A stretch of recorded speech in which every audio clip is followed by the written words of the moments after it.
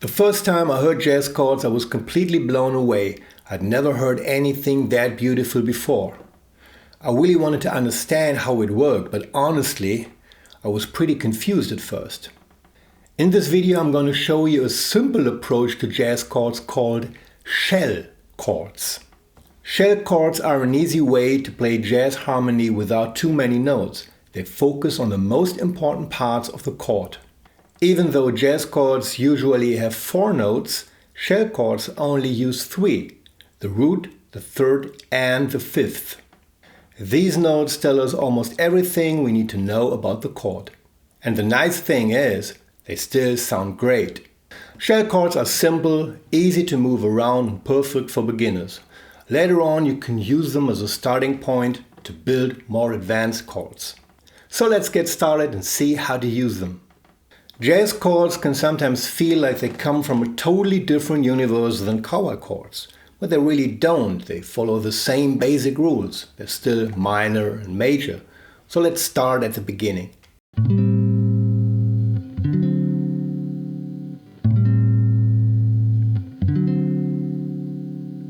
This is a very common chord progression in jazz. It's a 2-5 progression, A-7 going to D7.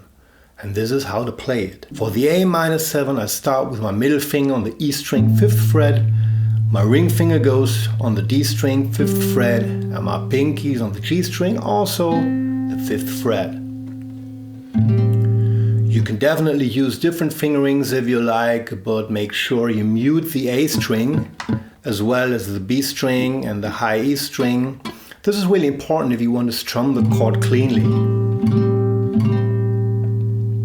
Now for the D7, I move my ring finger to the A string, 5th fret, my middle finger moves to the D string, 4th fret.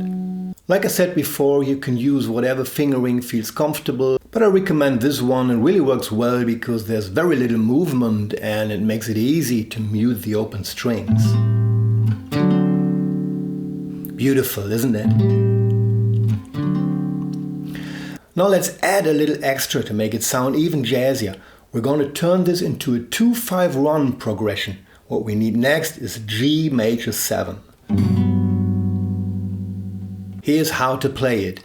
Index finger on the E string 3rd fret, ring finger on the D string 4th fret, pinky stays on the G string, moving 1 fret over. It's very common to add the 6th chord to this progression, which is really just a minor 7 chord, E-7, like this. And here's one way to play it. Ring finger on the A string 7th fret, index finger on the D string 5th fret, pinky again on the G string 7th fret. As you can see, I tend to use my pinky on the G string. It may feel a little bit unusual at first, but once you get used to it, it's so easy and feels great under the fingers. Let's hear how it sounds.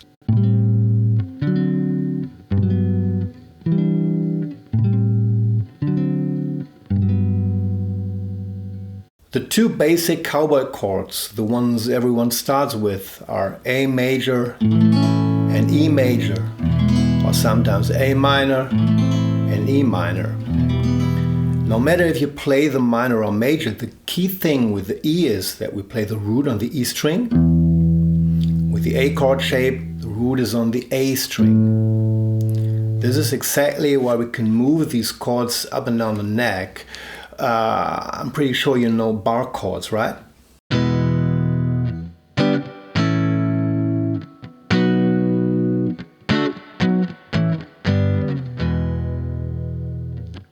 Well, shell chords work in almost the same way. They're just a simpler way to play chords up and down the neck.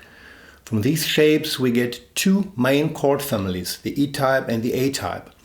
Let's take a closer look at them and start with the E shape.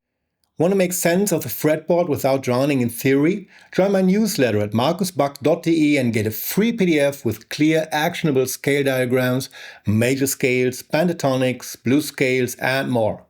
Start soloing with confidence today.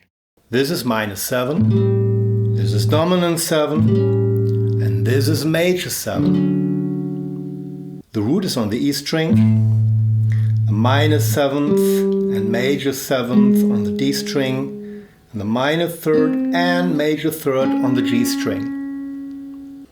I know this is a little bit abstract, but it's really worth learning them. I made another video about jazz chords a while ago. You will find it linked here. The best thing to do is to check where the third and the seventh are and how to change them to make the chord minor or major.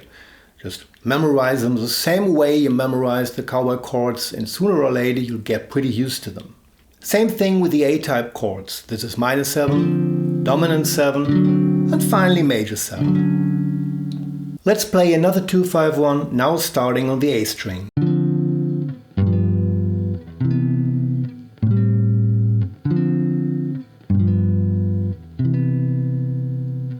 That makes 6 shapes so far. There's one shape left I really love. It's this one, minor 6. You can also see it as a diminished chord since the fifth is missing, the chord shapes are the same. That makes them easy to handle. It sounds beautiful, doesn't it? This is the A-type minor 6. In this case, D minor 6 or D diminished. Let me give you an example of how they sound.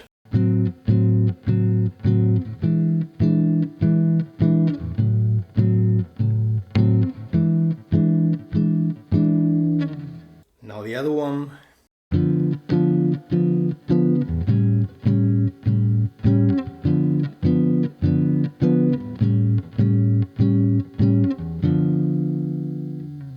Absolutely perfect for old style jazz. Ooh, this is a lot of thinking and a lot to memorize. As always, take your time and focus on step-by-step progress. Try to figure out how to play them in a piece of music. As usual, you will find a PDF for this video with all the different shapes on my Patreon, link in the description. That's it for today. Thanks for joining me until the end, that really means a lot. And don't hesitate to hit subscribe for good karma. Stay tuned and see you next time.